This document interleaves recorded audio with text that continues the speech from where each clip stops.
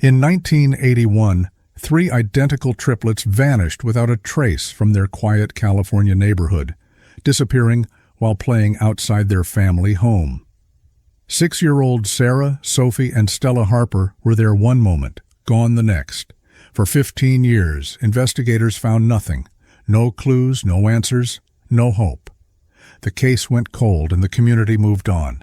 But what their mother Margaret discovered would shatter everything she thought she knew about that day. The truth was more disturbing and closer to home than anyone had imagined. Before we dive into today's vanished story, drop a comment letting us know where you're watching from, and make sure to subscribe to Seek Stories for more mysterious disappearance cases. The Saturday morning farmers market in downtown Watsonville buzzed with the familiar rhythm of small-town commerce. Margaret Harper, now 52 with silver threading through her once dark hair, moved slowly between the vendor stalls, her weathered hands examining tomatoes with the critical eye of someone who had spent decades gardening. "These look good," John said, appearing beside her with a canvas bag already heavy with produce.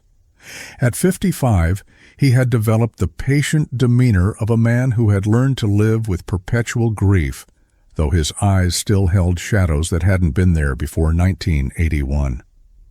Margaret nodded absently, her attention caught by a colorful display across the walkway. "Strawberry Sisters Farm," read the hand-painted sign above a table laden with perfect red strawberries arranged in neat wooden baskets. The berries gleamed like jewels in the morning sunlight. "Oh, look at those strawberries," Margaret murmured, drawn toward the stand despite herself. Even after 15 years, she couldn't pass a strawberry display without thinking of that morning, of the girls' laughter echoing from the backyard while John worked in their patch. As they approached, Margaret noticed a young woman arranging berries with practiced efficiency. She appeared to be in her early 20s, with strawberry blonde hair pulled back in a practical ponytail. Her movements were quick and precise as she restocked the display. "These are beautiful," Margaret said, stopping at the edge of the table. "Are they grown locally?" The young woman looked up with a bright smile. "Yes, ma'am. We grow them organically about 30 miles east of town. My sisters and I run the farm together." Margaret felt something flutter in her chest at the word sisters, but she pushed the feeling aside.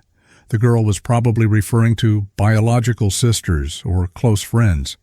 Still, something about her face seemed familiar in a way that made Margaret's breath catch. "3 of you?" John asked casually, though Margaret noticed his tone had become more attentive. "That's right," the girl replied, wiping her hands on her apron. "We've been farming together since we were kids, started as a hobby and just kept growing." She gestured toward the other end of the market. "My sisters are over there talking to the organic certification folks about expanding our operation." Margaret's eyes followed her gesture, and she saw 2 other young women engaged in animated conversation with an older man in a county agriculture jacket. Even from a distance, the resemblance between the 3 was striking. They moved with similar gestures, stood with identical posture. "What are your names?" Margaret asked, trying to keep her voice casual despite the hammering of her heart. "I'm Sarah," the girl replied. "My sisters are Sophie and Stella." The basket of strawberries slipped from Margaret's suddenly nerveless fingers, scattering fruit across the asphalt. John caught her elbow as she swayed slightly, his own face having gone pale. "I'm sorry," Margaret gasped, bending to gather the fallen berries. "I'm so clumsy. How much do I owe you for these?" "Don't worry about it," Sarah said kindly, coming around the table to help collect the fruit. "Happens all the time at markets. The baskets can be slippery." As Sarah knelt beside her, Margaret found herself staring at the girl's profile. The slope of her nose, the shape of her ear, the way she tucked her hair behind it, all achingly familiar. But this girl was 21, not 6. She was tall and lean, where Margaret remembered round cheeks and gap-toothed grins. "Are you all right, honey?" John asked quietly, his hand steady on her back. "I'm fine," Margaret managed, accepting Sarah's help to stand. "Just felt a little dizzy for a moment." Sarah studied her with concern. "Would you like some water?" "I have a bottle in our cooler." "That's very kind, but I'm fine now," Margaret replied, though her hands were still trembling. "Your strawberries really are beautiful. Where did you say your farm was located?" "About 30 miles east, up in the foothills," Sarah replied. "We're pretty remote, which helps keep the berries organic and pest-free. Our father taught us everything about sustainable farming." "Your father?" John asked carefully. "Robert Greenfield," Sarah said with obvious affection in her voice. "He adopted us when we were little and taught us to love the land. Best dad 3 girls could ask for." Margaret felt the world tilt slightly. Robert Greenfield. The name surfaced from memories she had tried to bury, connected to those terrible months after the disappearance when they had answered countless questions and followed endless false leads. "Mr. Greenfield," Margaret repeated slowly. "Was he a teacher?" "He was, actually," Sarah confirmed, her smile brightening. "Elementary school science teacher for years before he decided farming was his true calling." "How did you know?" Before Margaret could answer, the other 2 sisters approached the stand. Up close, the resemblance was even more pronounced. All 3 had the same strawberry blonde hair, the same blue-green eyes, the same delicate bone structure that Margaret remembered tracing with her fingers during bedtime stories 15 years ago.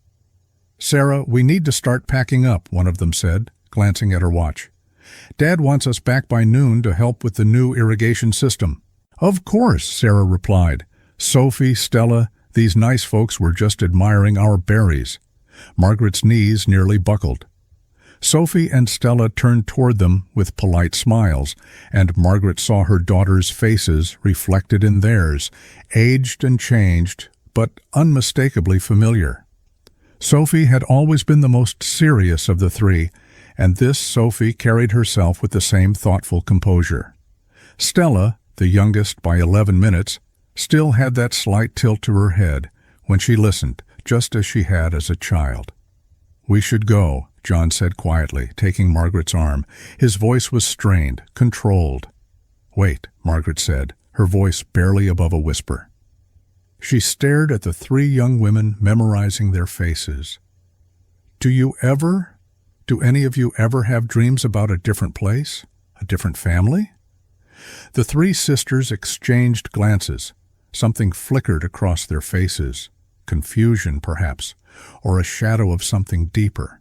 "That's an odd question," Sophie said carefully. "Sometimes," Stella admitted softly. "Sometimes I dream about a woman with dark hair who used to sing to us.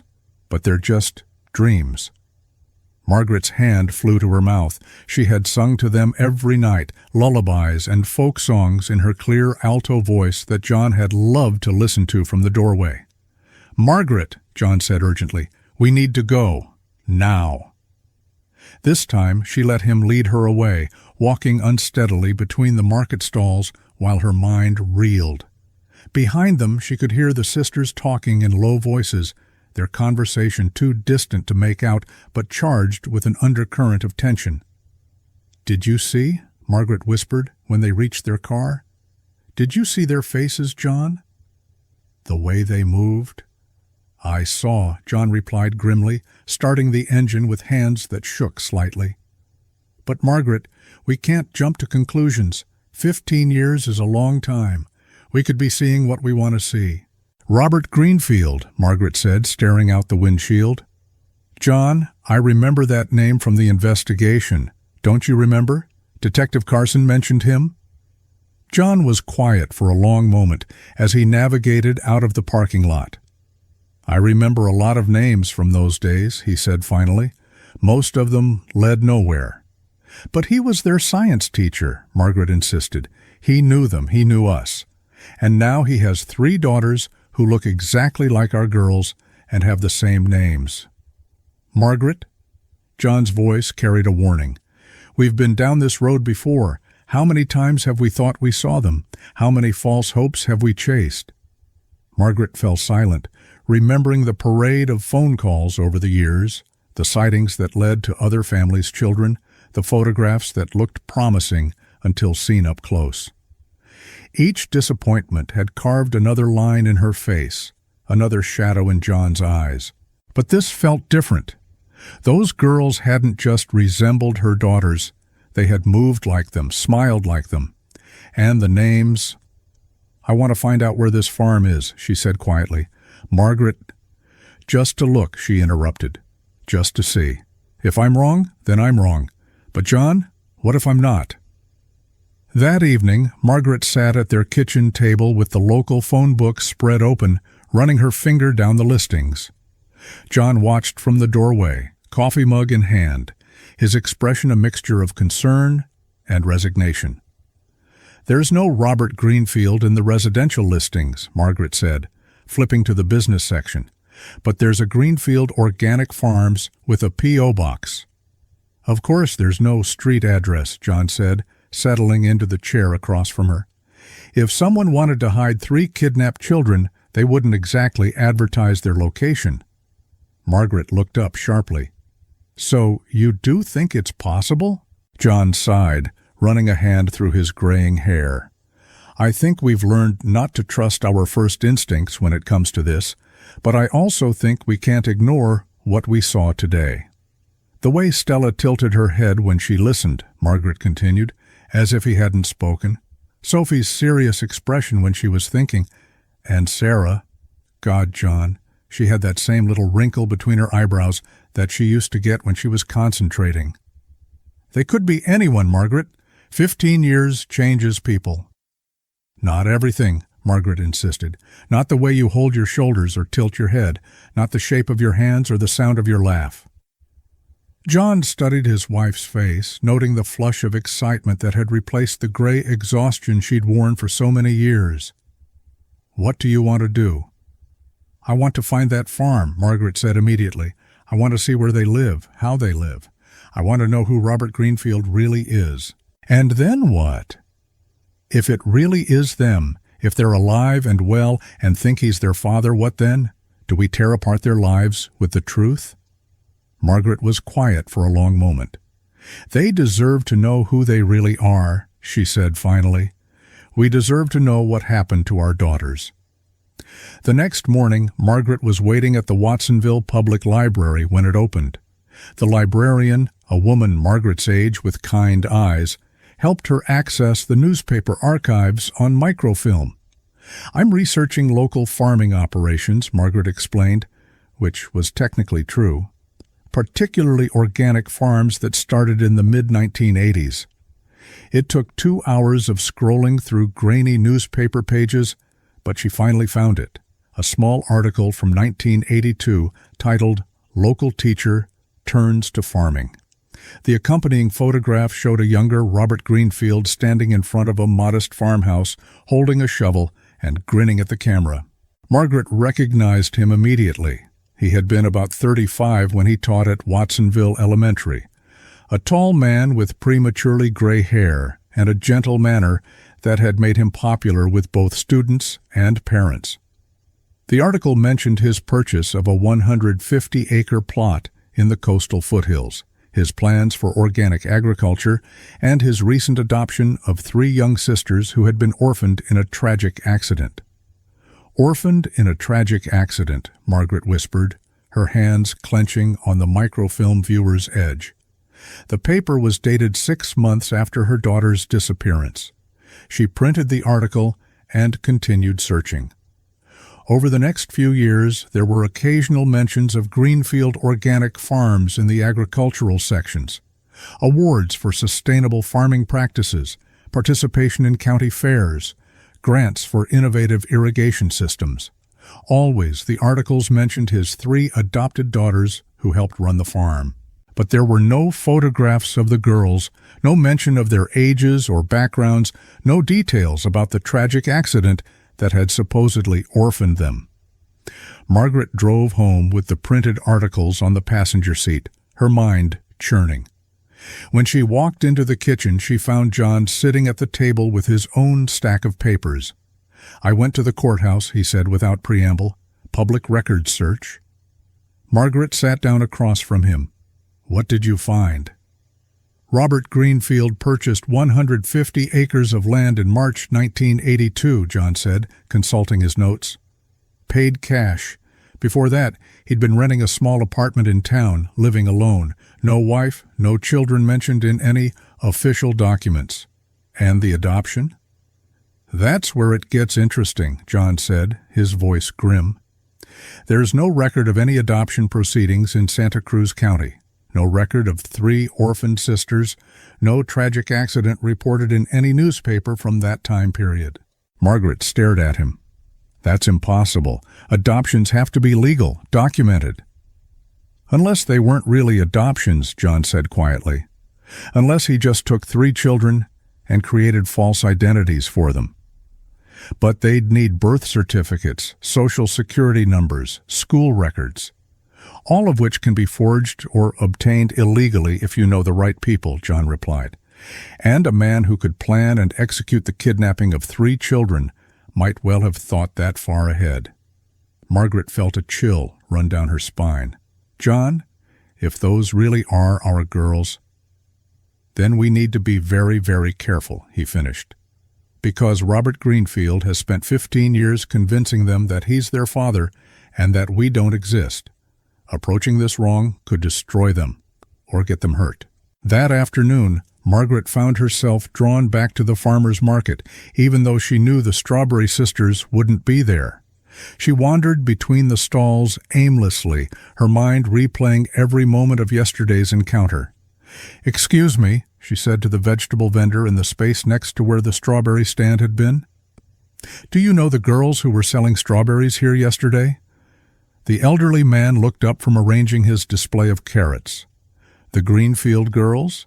Sure, I've known them for years. Sweet kids, hard workers." "How long have they been coming to the market?" "Oh, must be 8-9 years now," the man replied. "Started when they were just teenagers, selling from a card table. Their dad's real proud of what they've built." "Their father comes with them sometimes?" "Bob?" "Yeah, he drops by occasionally. Good man, Bob Greenfield. Took those girls in when they had nobody and gave them a real home. Not many men would take on 3 children like that." Margaret's hands clenched at her sides. "What happened to their parents?" The vendor shrugged. "Some kind of accident, I think. They don't talk about it much. Can't blame them, really. Losing your folks when you're that young?" He shook his head sympathetically. "How young were they when it happened?" "Oh, they were just little things. 6 or 7, maybe. Bob's been their dad for pretty much their whole lives, far as they're concerned." Margaret thanked the vendor and walked away on unsteady legs. 6 years old, the same age her daughters had been when they disappeared. That evening, she and John spread everything they had learned across their kitchen table. The newspaper articles, the public records, the timeline of events. The evidence was circumstantial but damning. "We need to see the farm," Margaret said. "We need to see where they live." John studied the map they'd found showing the general location of Greenfield Organic Farms. "It's remote," he said. "Probably 30 minutes from the nearest neighbor. If Greenfield is what we think he is, that isolation would be perfect for keeping 3 children hidden." "Or 3 young women who don't know they're being kept hidden," Margaret added. They sat in silence for a long moment, the weight of their suspicions settling over them like a heavy blanket. "Tomorrow," John said finally. "We'll drive out tomorrow and see what we can see. But Margaret, we have to promise each other, no matter what we find, we don't do anything rash. We observe, we gather information, and then we decide how to proceed." Margaret nodded, though every instinct in her body was screaming at her to get in the car right now, drive to that farm, and demand the truth. 15 years of not knowing had taught her patience, but it had also filled her with a desperate hunger for answers that threatened to consume her completely. The drive into the coastal foothills took them through increasingly sparse countryside, past small ranches and apple orchards clinging to the rolling hills. Margaret watched the landscape change through the passenger window, her stomach tight with anticipation and dread. "According to the map, it should be just ahead," John said, slowing their sedan as they crested a small hill. Below them, A valley opened up like a green bowl, with a cluster of buildings nestled at its heart. Even from a distance, they could see the neat rows of strawberry plants stretching across the lower fields, and several figures moving between the plants. John pulled off onto a dirt turnout that offered a view down into the valley, while keeping them partially hidden by a stand of oak trees. He shut off the engine, and they sat in silence, studying the scene below. The main house was a 2-story farmhouse with white clapboard siding and a wraparound porch. A red barn dominated one side of the property, with several smaller outbuildings scattered around it.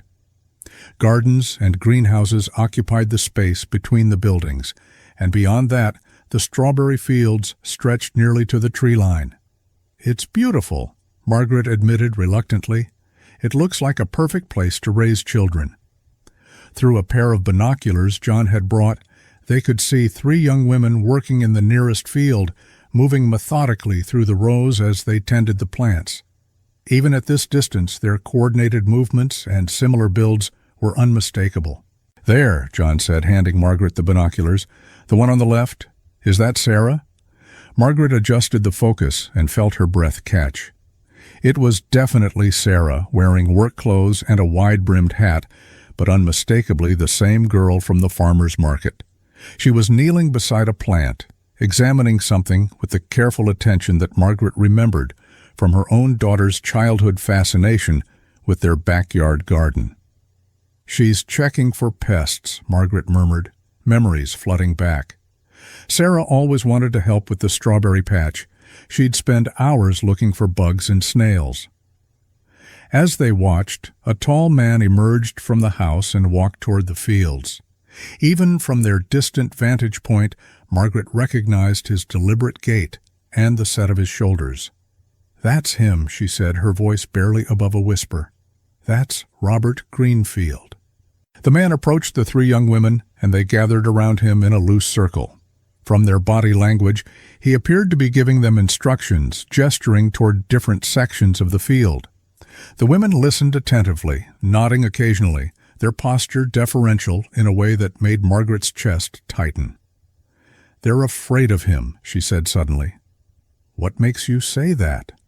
Margaret studied the scene through the binoculars. "Look at how they're standing. Look at their body language. That's not how daughters stand with a beloved father. That's how children stand with an authority figure they don't want to disappoint." John took the binoculars and observed for several minutes. "You might be right," he said finally. "Or they might just be respectful. We can't read too much into body language from this distance." They continued watching for another hour, documenting everything they saw. The 3 sisters worked tirelessly, breaking only when Greenfield brought them water. They moved with the efficiency of people accustomed to hard physical labor, but there was no joy in their movements, no casual conversation or laughter. "This is wrong," Margaret said, lowering the binoculars. "John, this whole situation is wrong. Those are our daughters down there, and they're living like indentured servants." "We don't know that," John cautioned. "Many farm families work hard. It doesn't necessarily mean—" "Look at their clothes," Margaret interrupted. "Look at how they dress, how they carry themselves. They're isolated up here, cut off from the outside world except for the farmer's market. It's a perfect way to control someone." As if summoned by her words, Greenfield began walking back toward the house, and the 3 sisters resumed their work. But Margaret noticed something else. One of them, she thought it might be Sophie, glanced toward the road, her gaze sweeping across the hills as if she were looking for something or someone. "We need to get closer," Margaret said. "We need to find a way to talk to them without Greenfield around." "That's exactly what we promised we wouldn't do," John reminded her. "John, what if they want to leave but don't know how? What if they've been brainwashed into thinking they have nowhere to go?" Before John could respond, they saw Greenfield emerge from the house again, this time carrying what appeared to be a rifle. He stood on the porch scanning the hills around the property with obvious suspicion. "He knows someone's watching," John said quietly. "We need to go. Now." They drove away slowly, trying not to raise dust that might give away their position. Margaret's hands were clenched in her lap, her mind racing with everything they had observed. "We have to do something," she said, as they reached the main road. "We can't just leave them there." "We need proof," John replied. "Real proof, not just suspicions and wishful thinking.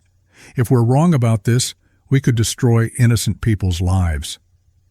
"And if we're right?" John was quiet for a long moment. "Then we call the police and pray that 15 years hasn't been too long." That evening, Margaret couldn't concentrate on anything. She wandered through their house, picking up objects and putting them down, starting tasks and abandoning them. In her daughter's old bedroom, which she had never been able to bring herself to change, she sat on one of the small beds and stared at the photos that covered the walls. 3 identical faces smiled back at her from dozens of pictures: birthday parties, Christmas mornings, family vacations.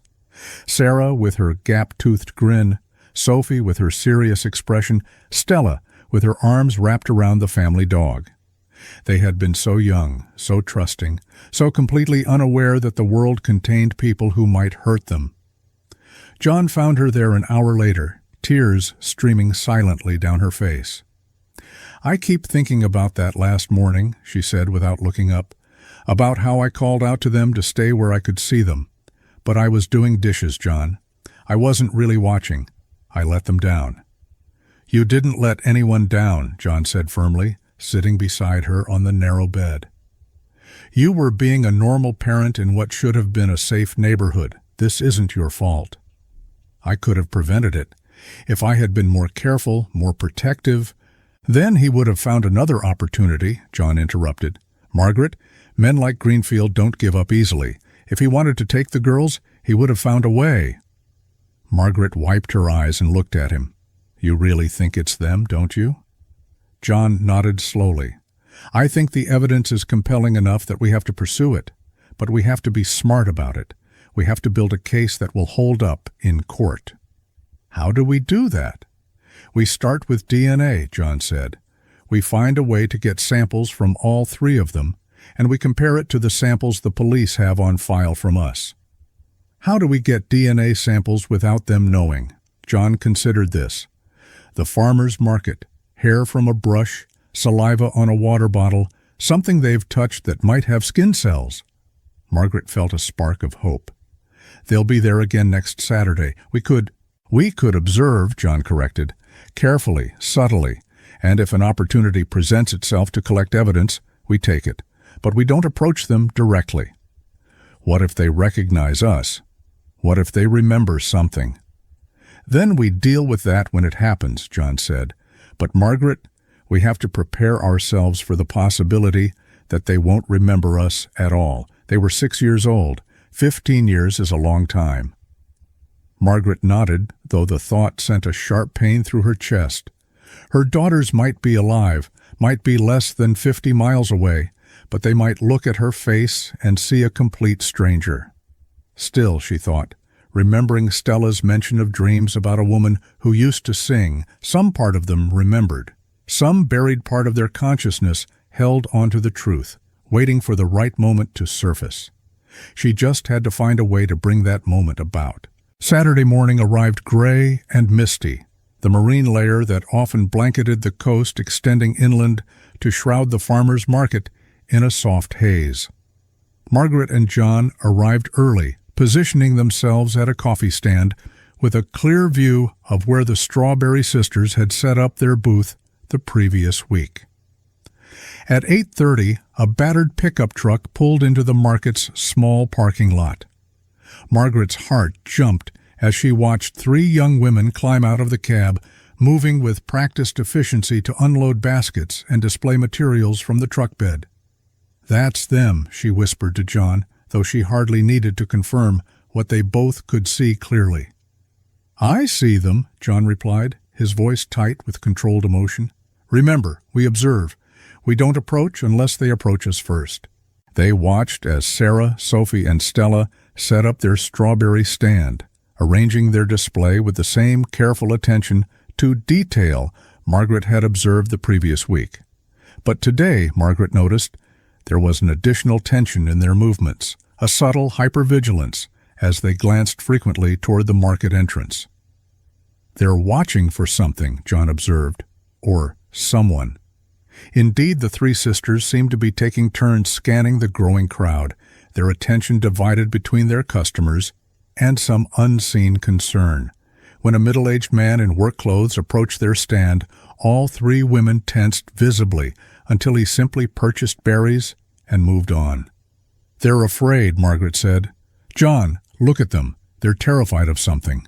For 2 hours, Margaret and John maintained their distant observation, noting how the sisters interacted with customers, polite but guarded, efficient but never truly relaxed. They spoke in low voices to each other when they thought no one was listening, and Margaret found herself straining to catch fragments of their conversation. At 10:30, their patience was rewarded. Sarah left the stand, walking toward the market's small restroom facility. Margaret immediately stood to follow. "What are you doing?" John hissed. "This might be our only chance to talk to one of them alone," Margaret replied. "I'm just going to use the restroom.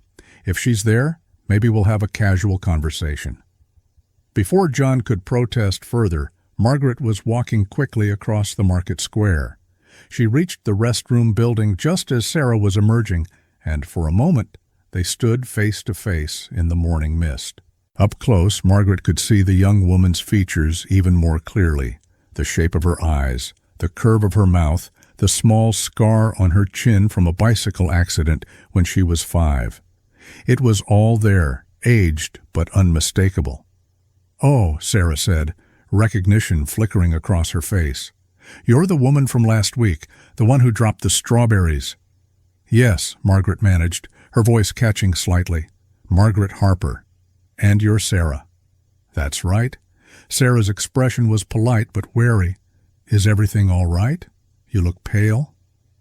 "I'm fine," Margaret said, though she felt anything but fine. I wanted to tell you how much we enjoyed your strawberries. My husband and I have been growing them for years ourselves." "Really?" Sarah's expression brightened slightly. "It's not easy. The pests alone can drive you crazy." "We've learned to use companion planting," Margaret said, drawing on years of gardening experience. "Basil and strawberries work well together. The basil repels aphids and spider mites." "Dad taught us that too," Sarah said, and Margaret caught the slight hesitation before the word "Dad." "He's very knowledgeable about organic methods." "I'm sure he is," Margaret said carefully. "Has he been farming long?" Sarah's expression shuddered slightly. "Since I was little. Since we were little, I mean. My sisters and I." "You must have grown up on the farm then." "Yes." Sarah glanced back toward the market, where her sisters were visible in the distance. "We should probably get back. Sophie worries when any of us is away too long." "Of course," Margaret said, but she couldn't resist one more question. "Sarah, do you ever think about your life before the farm?" The young woman went very still. "What do you mean?" "I just wondered if you had any memories from when you were very small, before you lived with your father." Sarah's face had gone pale now, and her hands were trembling slightly. "I don't—" "Why are you asking me these questions?" "Because," Margaret said, her voice barely above a whisper, "I think you might remember more than you realize." "I have to go," Sarah said abruptly, stepping back toward the market. "I'm sorry, but I really have to go." She walked quickly away, leaving Margaret standing alone by the restroom building with her heart pounding. She had pushed too hard, revealed too much. But she had also seen something in Sarah's eyes, a flicker of recognition, a moment of confusion that suggested the young woman's carefully constructed world might not be as solid as it appeared. When Margaret returned to John, he took one look at her face and immediately led her away from the coffee stand. "What happened?" he asked, as soon as they were out of earshot. "I talked to her," Margaret said, still shaking. "John, it's her. I know it's her. She has the scar on her chin from when she fell off her bike. She remembers the companion planting techniques we taught her, and when I asked about her memories from before the farm—" Margaret trailed off, remembering the fear that had flashed across Sarah's face. "She got scared," John concluded. Terrified, Margaret confirmed, like she was forbidden to think about those things, let alone talk about them. They were walking toward their car when John grabbed Margaret's arm, pulling her behind a vendor truck. "Don't look," he said quietly, "but the pickup truck is leaving." Margaret couldn't help but glance toward the parking lot, where she saw the Strawberry Sisters hastily loading their remaining berries and equipment. Even from a distance, their movements appeared frantic, almost panicked. "They're running," Margaret said. "John, they're running because I spooked her." "Or because someone told them to leave," John replied grimly. "Look." A second vehicle was pulling out of the parking lot behind the pickup truck, a newer sedan with tinted windows that had been parked at the far edge of the lot. As it passed their hiding spot, Margaret caught a glimpse of the driver, Robert Greenfield, his face set in hard lines as he followed his daughters out of town. He was watching them, Margaret realized. He was here the whole time, making sure they didn't talk to anyone. "And now he knows that someone is asking questions," John said. "Margaret, we may have just put those girls in serious danger." The implications of what they had just witnessed settled over them like a cold fog. If the three young women were indeed their kidnapped daughters, then their captivity was even more complete than Margaret had imagined. They weren't just isolated on a remote farm. They were under constant surveillance, their every interaction monitored and controlled. "We have to call the police," Margaret said. "We can't handle this alone anymore." John nodded, pulling out his cell phone. "But first we follow them, at a distance. If Greenfield is spooked enough to run, we need to know where he's taking them." They got in their car and drove toward the highway, staying far enough behind the two vehicles to avoid detection. The pickup truck and sedan headed east, away from town and toward the foothills where Greenfield's farm was located. But instead of turning toward the farm, the convoy continued past the familiar turnoff, heading deeper into the mountains along increasingly remote roads. "Where are they going?" Margaret asked, checking the map spread across her lap. "Somewhere we can't follow without being spotted," John replied, noting how the road ahead curved through open country with no cover. "We're going to lose them." They watched helplessly as the pickup truck and sedan disappeared around a bend in the road. When John reached the same curve a few minutes later, there was no sign of either vehicle. "There," Margaret said, pointing to a barely visible dirt track that branched off from the main road. They could have turned there. John pulled over and studied the track through binoculars. Fresh tire marks were visible in the dust, but the path disappeared quickly into dense forest. "That's not a road," he said. "That's a logging trail or fire access route. If they went that way, they're heading somewhere very remote." Margaret pulled out her cell phone and dialed 911.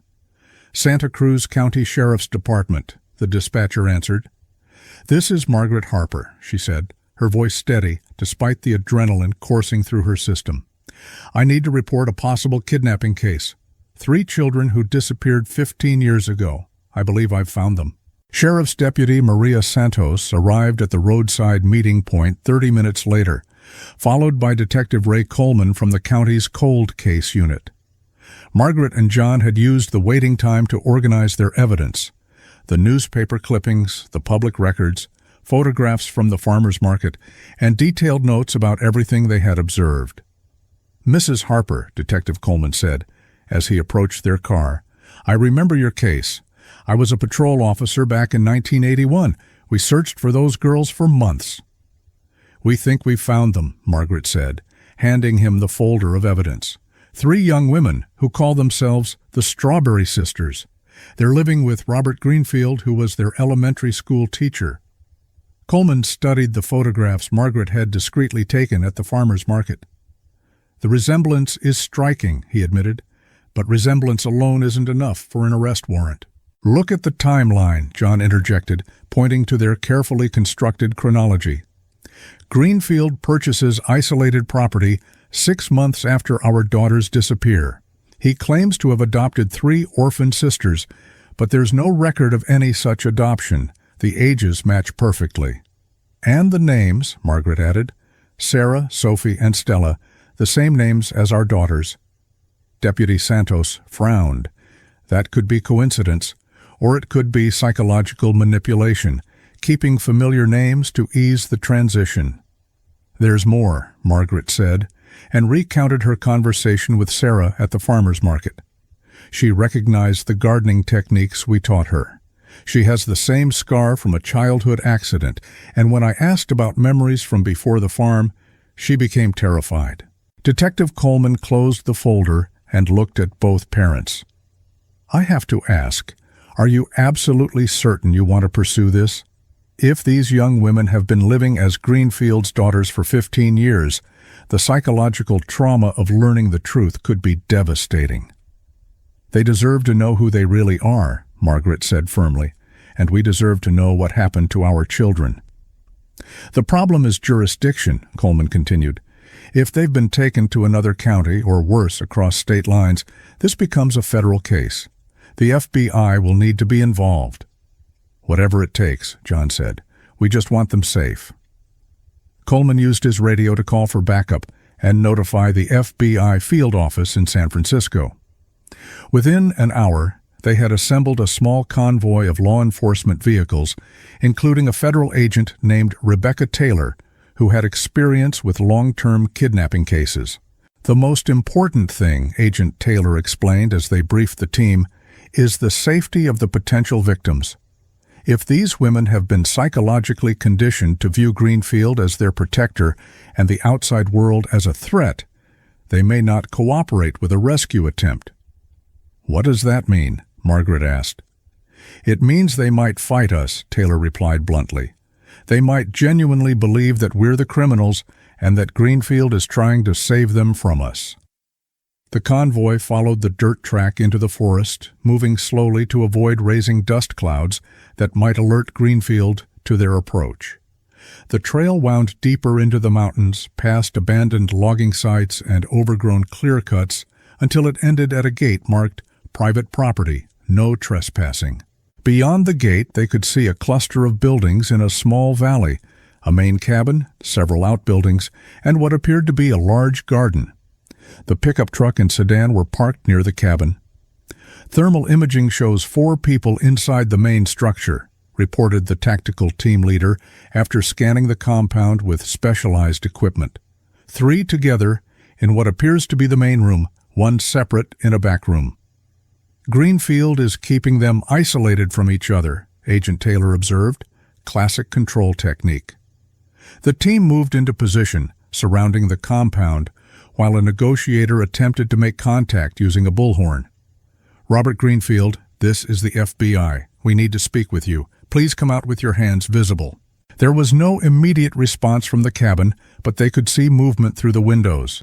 Then, unexpectedly, the front door opened, and one of the young women emerged. It was Sophie, Margaret realized, recognizing her daughter's cautious way of moving. "Don't come any closer," Sophie called out, her voice shaking. "You're frightening the children." "What children?" Agent Taylor called back. "Us," Sophie replied, and Margaret's heart broke at the genuine terror in her voice. "Our father said you might come someday to take us away from him, but we won't go. We won't leave our home." Agent Taylor lowered the bullhorn and turned to Margaret. She genuinely believes she's a child, even though she's 22 years old. The psychological conditioning is more complete than we anticipated. "Can I try talking to her?" Margaret asked. "As her mother?" "That could be extremely traumatic for both of you," Taylor warned. "More traumatic than leaving her in the hands of her kidnapper?" Margaret shot back. After a brief consultation, Taylor agreed. Margaret approached the cabin slowly, her hands visible, speaking in the gentle voice she had once used for bedtime stories. "Sophie?" she called. "Sweetheart, it's me. It's Mom." The young woman on the porch froze, her eyes widening. "You're not my mother," she said, but her voice lacked conviction. "My mother is dead. Dad told us she died in prison." "That's not true, baby," Margaret said, tears streaming down her face. "I'm right here. I've been looking for you for 15 years.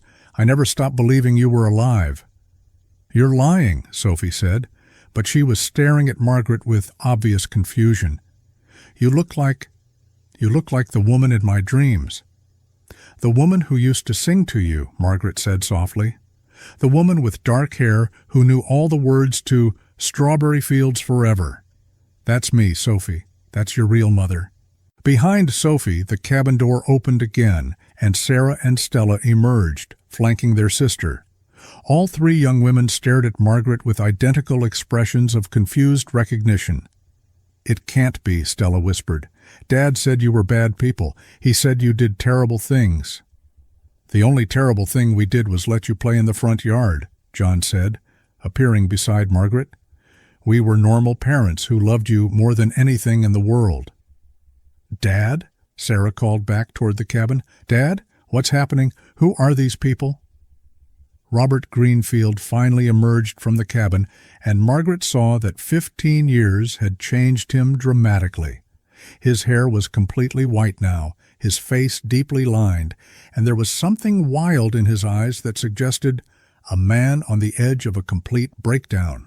"Don't listen to them," he said, his voice carrying the authority of someone accustomed to absolute obedience. "They're here to take you away from everything we've built together. They want to destroy our family." "We're not your family," Margaret said, her voice steady despite her racing heart. "Robert, you know who they really are. You know what you did." "I saved them," Greenfield replied, his voice rising. "I gave them a better life than they ever would have had with you. Look at them. They're strong, healthy, productive members of society. They have skills. They have purpose." "They have no choice," John countered. "They don't know who they really are or where they come from. They can't make real decisions about their lives because you've stolen their identities." "I gave them new identities," Greenfield shot back. "Better identities. Sarah, Sophie, Stella. Tell them how good our life has been together." The three young women looked uncertainly between their father and the people claiming to be their parents. Margaret could see the internal struggle playing out on their faces, 15 years of conditioning warring with deeper, half-remembered truths. "I know this is confusing," Agent Taylor said, stepping forward, "but we can help you sort it out. We have ways to determine the truth: DNA tests, medical records, photographs from when you were children. You don't have to take anyone's word for it." "Photographs?" Stella asked suddenly. "Do you have photographs of us as children?" "Hundreds of them," Margaret said, pulling a worn leather photo wallet from her bag. The edges of the pictures were frayed from years of handling. "Here, this is you on your 6th birthday, all three of you together blowing out candles." She carefully slid the photograph out and held it up. The three young women leaned forward, silence falling, as they studied the faded image of themselves as children.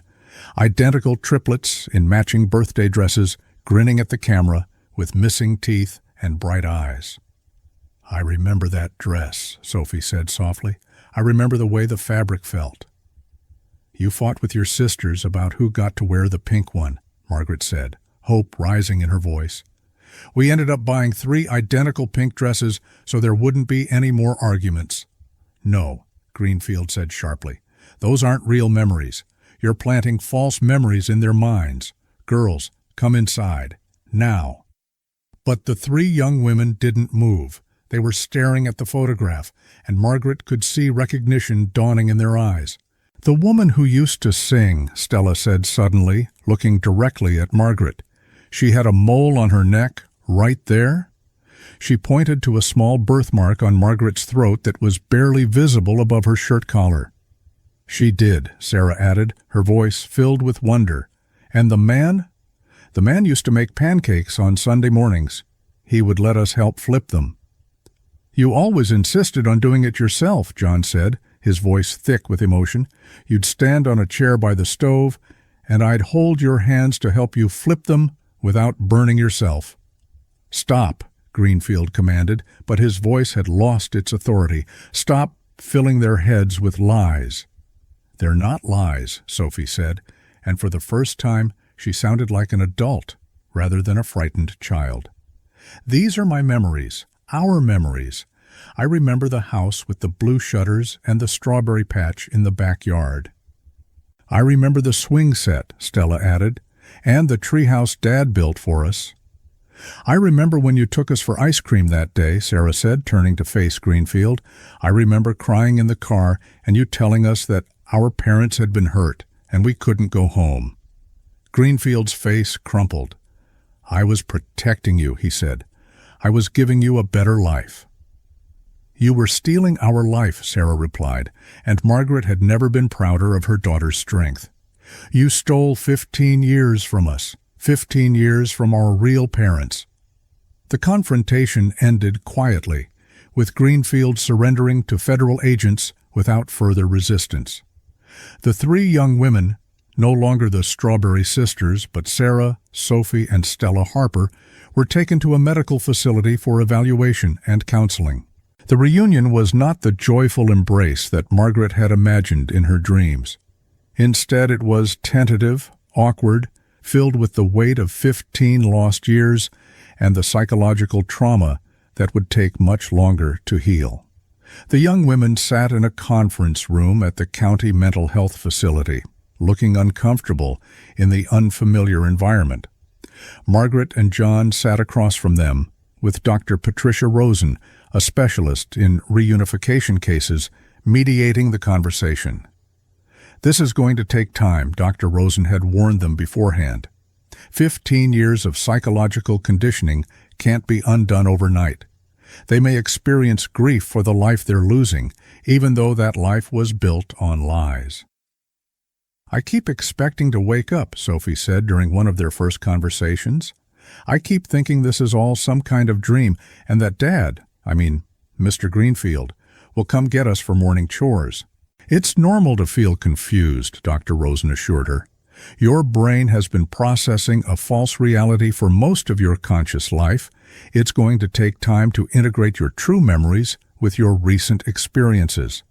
Sarah, always the most direct of the three, had questions that cut straight to the heart of the matter. Why didn't you find us sooner? Why did it take 15 years? Margaret struggled with how to answer. We never stopped looking, she said finally. We followed every lead, investigated every tip, never gave up hope. But Mr. Greenfield was very careful to keep you hidden. The farm was isolated, John added. You rarely came to town except for the farmer's market, and even then he was always watching. It was a perfect prison disguised as a home. It didn't feel like a prison, Stella said quietly. We were happy there most of the time. We had each other. We had work that felt meaningful. He wasn't cruel to us, but he wasn't honest with you either, Dr. Rosen pointed out gently. He denied you the right to know your own history, your own family, your own choices about how to live your lives. The DNA tests, of course, confirmed what everyone already knew. Sarah, Sophie, and Stella were indeed the Harper triplets who had disappeared in 1981. The results were conclusive, but they were also anticlimactic. By then, the young women's memories had already begun returning in fragments. I remember the day we disappeared, Sarah told them during one session. We were playing hopscotch in the front yard when his car pulled up. He called to us, said he wanted to take us for ice cream as a special treat, just a quick trip to the store. We didn't even think to ask Mom for permission because he was our teacher and said it would only take a few minutes, Sophie added. But after we got the ice cream, instead of driving home, he kept driving, Stella continued. Then he pretended to get a phone call and told us there had been an emergency, that our parents had been hurt and were in the hospital. But instead of going to a hospital, he drove us to a motel, Stella continued. He kept us there for several days, telling us that Mom and Dad had died and that we were going to live with him now because we had nowhere else to go. He showed us fake newspaper articles about our deaths, Sarah said. Made us believe that everyone thought we were dead too, so no one would be looking for us. Margaret listened to these revelations with a mixture of relief and horror. Relief that her daughters were alive and speaking, horror at the systematic psychological manipulation they had endured. What about school? John asked. Didn't anyone ever ask about your education, your legal status? He homeschooled us, Sophie explained, taught us reading, writing, basic math, but focused mostly on agricultural skills. Said the outside world was dangerous and corrupt, and that we were better off learning practical skills on the farm. We never had birth certificates that we knew about, Stella added. Never went to doctors or dentists unless we were seriously injured. He said the government would take us away from him if they found out about us. The picture that emerged was of a carefully constructed alternate reality, designed to keep three intelligent young women completely dependent on their captor while believing he was their savior. But there were also stories of small kindnesses, of birthday celebrations and holiday traditions that Greenfield had maintained. The situation was more complex than a simple case of imprisonment. It was a form of family life, albeit one built on lies and control. "He did love us in his way," Sarah said during one session, and Margaret felt a stab of jealous pain. It was a twisted, possessive love, but he genuinely believed he was protecting us and giving us a better life. "That doesn't make what he did right," Dr. Rosen said firmly. "Love without truth, love without choice, isn't really love at all." As the weeks passed, the young women began to reclaim their identities piece by piece. They pored over photo albums from their childhood, relearning the faces of relatives they had forgotten, rediscovering interests and personality traits that had been suppressed during their years on the farm. Stella, they discovered, had maintained her love of music despite Greenfield's disapproval of worldly entertainment. Sophie had continued to show the analytical mind that had made her a gifted student, even though she had been denied access to advanced education. Sarah had never lost her nurturing instincts, though they had been channeled into caring for farm animals instead of people. "You're still who you were," Margaret told them during one of their conversations. 15 years couldn't erase your essential selves. They just redirected your energy. The legal proceedings were swift but emotionally draining. Robert Greenfield pled guilty to 3 counts of kidnapping, avoiding a trial that would have required the young women to testify publicly about their experiences. He was sentenced to life in prison without the possibility of parole. "I'm glad we don't have to go through a trial," Sophie said after the sentencing. "I'm not ready to have our story told to the world." "You may never be ready, Doctor," Rosen told them, "and that's okay. You get to decide how much of your experience to share, and with whom." 2 years later, Margaret stood in the backyard of their family home, watching her daughters tend to the strawberry patch they had planted together the previous spring. At 23, Sarah, Sophie, and Stella were still finding their way in a world that felt both familiar and completely foreign. But they were doing it together. The reunion had not been without its challenges. All 3 young women had struggled with depression and anxiety as they processed their experiences. Sophie had required intensive therapy to overcome panic attacks triggered by crowds and unfamiliar environments. Stella had battled insomnia and night terrors. Sarah had developed an eating disorder as she tried to assert control over at least one aspect of her life. But they had also shown remarkable resilience. Sarah was now enrolled in a community college program for sustainable agriculture, channeling her farming knowledge into legitimate academic credentials. Sophie was working part-time at the local library while taking online courses in psychology. She wanted to help other survivors of long-term trauma. Stella was studying music therapy, combining her love of music with a desire to heal others. They lived in the family home now, having moved back in after completing their initial recovery period. The adjustment had been difficult. The house felt both too small and too large, too familiar and completely strange. But gradually, they had made it their own again, filling their childhood rooms with the belongings of the adults they had become. "Mom," Sarah called from the garden, "should we add more compost to the north section?" "Your call," Margaret replied, though the casual use of the word Mom still made her heart skip a beat. It had taken months for the young women to feel comfortable using parental terms, and Margaret treasured each instance. "Do you ever wonder what our lives would have been like if it had never happened?" Stella asked, joining the conversation as she settled cross-legged on the grass. "Every day," Margaret admitted, "but I try not to dwell on it. We can't change the past, but we can shape the future." "I think about it too," Sophie said, looking up from her strawberry plants. "Sometimes I'm angry about the time we lost, but other times I think about the skills we learned, the bond between us that got even stronger. We survived something terrible, and we survived it together." "The therapist says that's called post-traumatic growth," Sarah added, grinning at her sister. "Leave it to Sophie to find the psychological term for everything." They all laughed, and Margaret marveled at how the sound of her daughter's laughter could still bring tears to her eyes. Every ordinary moment felt precious now, every casual conversation a gift that she had never expected to receive. "I have something for you," Margaret said, reaching into her pocket and pulling out 3 small wrapped packages. "I bought these 15 years ago for your 7th birthday. I kept them, thinking, hoping."